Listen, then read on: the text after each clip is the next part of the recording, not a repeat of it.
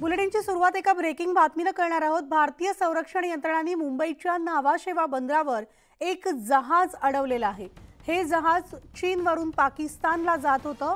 चीनवरून कराचीला जाणाऱ्या या जहाजात काही संशयास्पद वस्तू आणि शस्त्रास्त्र असावीत असं भारताच्या संरक्षण यंत्रणेला गुप्तचर विभागाला ही माहिती आली होती आणि या माहितीच्या आधारावर नावाशेवा बंदराजवळ हे संशयास्पद जहाज रोखण्यात आलेलं आहे। तर नौदलानं हे जहाज अडवलेलं असून यामध्ये आण्विक आणि बॅलिस्टिक क्षेपणास्त्रासाठी लागणारी सामग्री सापडल्याची माहिती मिळते। पाकिस्तानच्या आण्विक कार्यक्रमासाठी ज्या वस्तू लागणाऱ्या होत्या त्या जहाजात सापडल्यानं खळबळ उडालेली आहे। तर या कारवाईमुळे DRDOचे अधिकारी देखील नावाशेवा बंदरात उपस्थित होते आणि पाकिस्तानच्या आण्विक कार्यक्रमाशी संबंधित जहाज भारतीय बंदराजवळ आढळल्यानं जगभर खळबळ उडालेली आहे। आणि याविषयी आपण सविस्तर अपडेट जाणून घेऊयात। आमचे प्रतिनिधी प्रमोद पाटील आपल्या सोबत आहेत।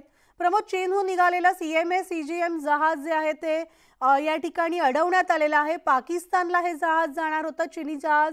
काय अधिक माहिती मिळते या जहाजासंदर्भात? मनाली, खरं तर तू जे सांगितलेलं ते माहितीच्या आधारे अगदी बरोबर आहे। मात्र त्याच माहितीमध्ये अधिक भर घालण्याचा प्रयत्न करतोय। हे जे जहाज आहे उत्तर कोरियामध्ये CNC मशीनचा वापर अणु शस्त्रास्त्रे बनवण्यासाठी वापर केला गेला होता। तेच CNC जे मशीन आहे ते मशीन या जहाजमध्ये होतं। अशा प्रकारची माहिती जी होती ती सीमा शुल्क गुप्तचर अधिकाऱ्यांना मिळाली आणि त्यामुळे ही खरं तर 23 जानेवारीची घटना आहे। मात्र इतक्या दिवस ती घटना बाहेर येऊ शकली नाहीये। हे जे जहाज होते ते सीमा शुल्क विभागानं अडवलेलं आहे। JNPA बंदरामध्ये अशा प्रकारची नावाशेवा बंदरामध्ये अशा प्रकारची ही कारवाई करण्यात आलेली आहे। आपण बघत असाल चीनमधून हे जहाज निघालं होतं आणि हे जहाज जे पाकिस्तानला जाणार होतं, जे शस्त्रास्त्रे बनवत होतं, अणुशस्त्रास्त्रे बनवले जातात त्याचा वापर करण्यासाठी हे जे जहाजमध्ये जे वस्तू होत्या त्या वस्तू अशा प्रकारच्या माहिती मिळाली होती गुप्तचर यंत्रणेला आणि त्याप्रमाणे ही कारवाई करण्यात आली।